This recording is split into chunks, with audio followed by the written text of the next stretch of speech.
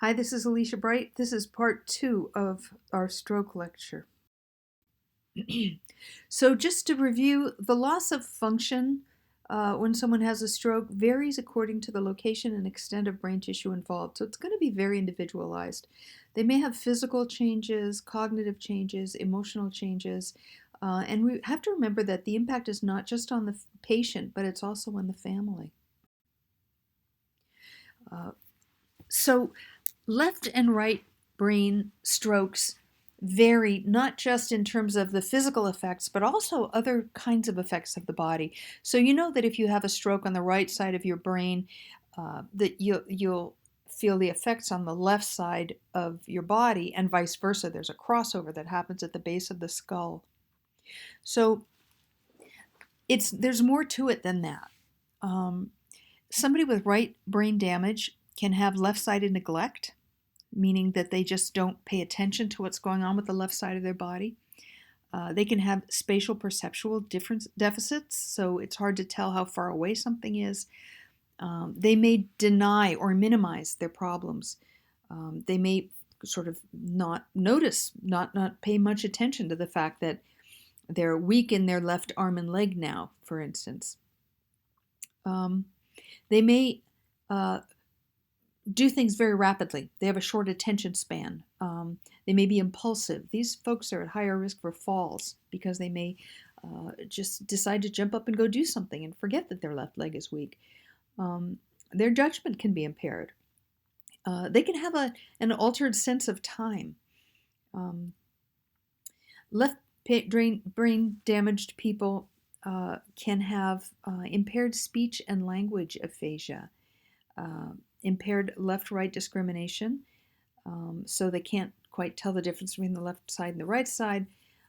They may have slow performance. They're very, very cautious. They're aware that they've had a stroke, unlike the people with right side damage that are impulsive and minimize problems. These folks are very aware. They're anxious. They're depressed. And they might have some impaired comprehension related to language and math. I have a friend who had a stroke years ago, and it damaged the part of his brain that he used to read. This guy's graduate level educated. He's perfectly able to read and write, very well educated. After his stroke, he hasn't been able to read. No other deficits. But it's hard to function if you can't read. Somehow he manages it. He works because he's a graphic designer and he doesn't have to read. He just has to put things in place so that they look good. And he earns a living, but he can't do the accounting, and he can't go into a restaurant and read the menu and order. So it's changed the way he lives his life. He's able to function, but he can't read. Just that small part of his brain. Huge difference in life. So a little bit more about left-sided and right-sided issues on the brain. Patients with strokes on the right side of the brain, remember, they have difficulty judging position, distance, movement. They can be impulsive, impatient. These folks respond better to directions given verbally. They're sort of rational. They're a little more linear. They need verbal directions. Whereas people with strokes on the left side of their brain, these are the folks who go slower. Remember, they have trouble organizing tasks.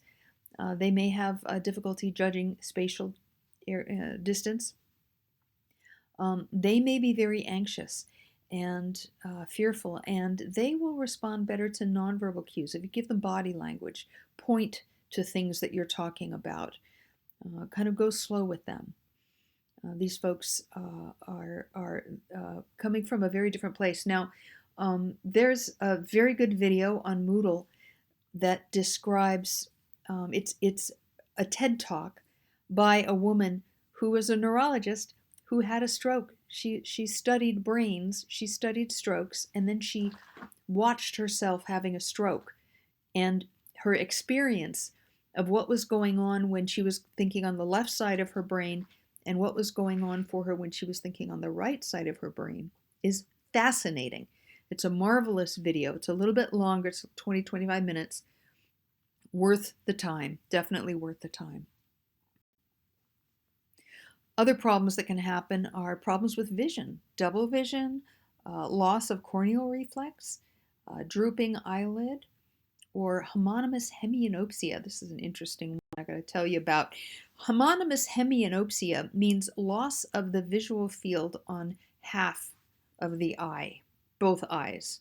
So it's not like this person's left eye isn't working, it's that the left visual field of both eyes isn't working. So this is what it looks like for the patient. This person simply can't see what's on his left side. So if a visitor approaches him from the left side, he may be able to hear the voice, but it's a disembodied voice. His eyes are fine, but he just can't see on the left side of his brain. It's not an eye problem. It is a problem where the optics are processed within the brain itself. This is what it looks like on the top. So you know that we have our eyes are set apart. This is so that we can triangulate and have some depth perception. The top picture here shows the view out each eye from slightly apart. Normally you'd see, so you can see this is Paris, obviously, the Eiffel Tower there in the distance.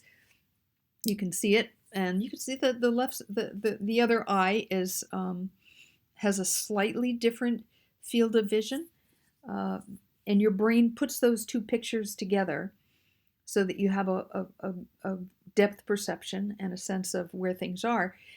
What happens with homonymous hemianopsia is you lose half the visual field in each eye, both eyes. So you see what it looks like there. It's not that there's something wrong with one eye or the other. Both eyes are fine, but you can't process the vision from half of the visual field. Other little parts of the brain, Broca's area and Wernicke's area. Broca's area covers expressive aphasia, and Wernicke's area covers receptive aphasia. So my friend who wasn't able to read, this is a problem in Wernicke's area.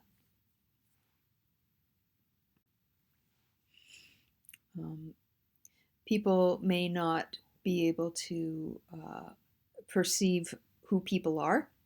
They may not be able to recognize objects. That's agnosia or apraxia. They can't follow through on activities. So obviously this takes a very interdisciplinary approach. They'll need physical therapy for any physical deficits, occupational therapy to help them function, perform ADLs, any other kind of functioning related problems.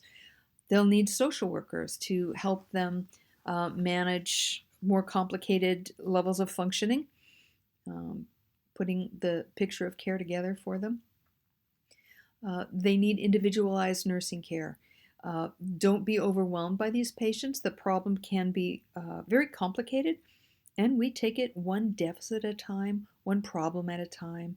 We kind of take it apart and look at the individual and try to provide holistic, individualized care. We need to provide continuity of care. So in the acute care setting, we would provide continuity from the ER to the ICU, from the ICU to the unit, from the unit to the rehab center, perhaps, from the rehab center to the home, or perhaps from the hospital to the home. Remember to support the family a lot, because the family is going to be the main source of support for the patient after they get out. And of course, there's always health promotional activities. So after the stroke has stabilized initially, we shift our focus from preserving life to lessening disability and to help the person achieve their optimal level of functioning.